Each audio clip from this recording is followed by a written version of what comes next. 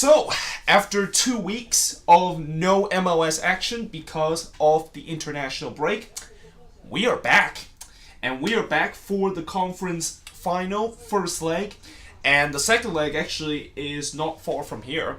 Next week, next Thursday, is where the second leg will commence in these two conference final match. And the winner of that matchup and the winner of these conference finals in terms of the aggregate score will move on into the MLS Cup final in December. So let's take a look at both of these matchups, and why not start with the Eastern Conference, because I'm pretty sure everybody are really looking forward to this match. I mean, I know some people are also looking forward to the Timbers versus Sporting KC match, also known as the double post match because of what happened a couple of years ago. But I'm pretty sure a lot of people are talking about this one. And rightfully so, because these are two of the best MLS teams facing head-to-head. And this was the two matchup that everybody says that it was going to happen in the conference final. Long before we even got into the Audi MLS Cup playoffs, people were talking about this to potentially be the matchup and be the difference of who will represent the Eastern Conference in MLS. And here we are with Atlanta United versus the Redbulls. First leg is going to be this Sunday at Mercedes-Benz Stadium. In terms of the regular season matchup, the Redbulls were one of the few teams, and I think the only team in the league that actually have done a double against Atlanta. They won 3-1 in their first meeting at Mercedes-Benz Arena, and then in the return leg, Redbulls were able to shut out Atlanta 2-0. And I also believe that, or not I also believe, but I believe that Atlanta has never beaten the Redbulls. The Redbulls actually have never lost to Atlanta. In the 4 meetings that they have, the Redbulls have won 3 of the 4 meetings. So certainly in terms of history, it's definitely going to go against Atlanta. But having said that, the Redbulls have never went to MLS Cup and they have never got past the conference final. They've been in this situation a couple of times, and all of the time they have failed to come out of this as the winner of the conference final and move on into MLS Cup. So in other words, something has to give in terms of this matchup. We're going to either see a team that we're definitely going to see a team that is going to be representing in the Eastern Conference and representing in the MLS Cup final as the Eastern Conference team for the first time ever, because both of these teams never went to MLS Cup before. And we're going to see whether if Atlanta can finally break this curse that they have with the Redbulls. In terms of suspension for this match, there is no suspension for this match, but in terms of the next match, or I should say suspend the next yellow card that is suspended, because suspended for next match kind of does not sound right. This means yellow card, okay? So, but if a player receive a yellow card, that will be suspended in the next match. For Atlanta, you got Remedy, Tito Villalba, Joseph Martinez, Robinson, and Escobar. So certainly there are some key names in this Atlanta team that they do not want to see suspended for that second leg, especially Joseph Martinez, who is the goal scorer for this team. And the only player for the Redbulls would be suspended in the next match if he gets a yellow card in this first leg is Sean Davis.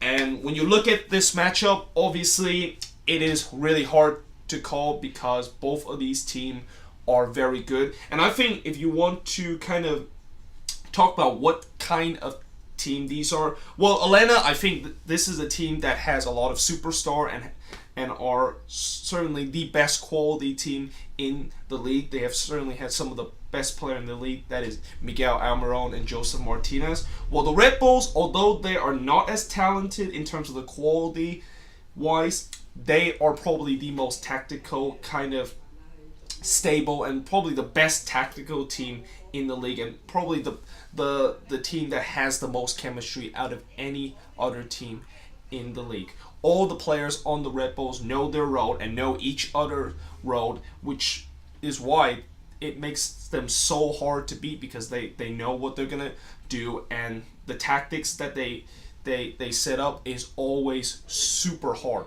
to break down. Now, having said that, when you look at this matchup also in terms of the tactical sense. For the Red Bulls, it's obvious that they're going to press. Okay, that's their bread and butter throughout this season, whether it's under Jesse Marsch or now under Chris Armers, they always decide to press. So that really leaves Alana and certainly leaves Tata Martino in terms of what exactly is he going to do. Does he decide to play against the press and trying to hope that the quality that his team has will be able to surpass this Red Bull press, or do they just bunker down and trying to defend and trying to make the Red Bulls to break down that bunker defense? And the Red Bulls, as I said back in that Columbus game, they're one of those teams that if there is one weakness that this team has, which there isn't a lot, but the one weakness this team had is breaking down team when team decide to bunker them. And, it will be interesting to see what kind of tactics that Tata Martino is going to do. I really think he probably will bunker in this game, considering the fact that I feel it's a bit suicide if he decided to try to go toe-to-toe to the Red Bulls. And I think they did that in the first game, and they got absolutely burned alive. Like, that press of Atlanta just completely destroyed that quality that Atlanta has to trying to go toe-to-toe in terms of the press, and I don't think Tata is going to try to do that again, knowing that has already happened. But then again, if they tried to bunker like they did in this game between the Red Bulls and Atlanta, they weren't very successful too. I mean, they were kind of successful in terms of going on the break, but they just keep playing long ball to Almirón, keep playing long ball to Joseph Martinez, and the Red Bulls did dealt with that very well in that second kind of encounter. So it's like for Atlanta, they're going to have to do something in this game that, it's really hard call to see what Tata Martino does. I still think they should bunker because, I think this team still have enough quality in terms of going on the break. They're one of the most dangerous team in terms of going on the break, but it's also because the fact that if they decide to go toe-to-toe, it is just a suicide move. But we'll see what Tata Martino will do, and certainly for Chris Armas, I'm pretty sure he's going to keep pressing and keep trying to win the ball up the field and not give Atlanta any time on the ball whatsoever. But if you look at these two legs and in terms of the prediction, again, it's really hard to call for. I think the first leg will kind of tell a little bit of a story, and I really think the first leg, Atlanta has to win that. Because if Atlanta does not win that first leg, if they give up a couple of away goals to the Red Bulls, then they're in trouble heading to Red Bull Arena.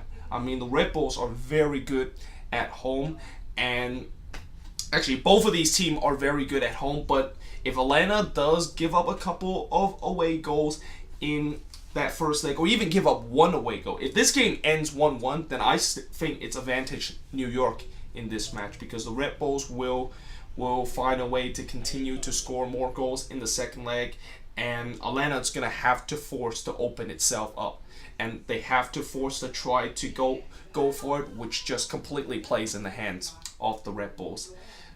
But yeah, meanwhile, next up, the Timbers take on Sporting KC in the Western Conference Final. So the regular season matchup, Portland drew 0-0 to Sporting KC in their matchup at Providence Park, and Sporting KC won 3-0 against the Timber in the matchup at Children Mercy Park.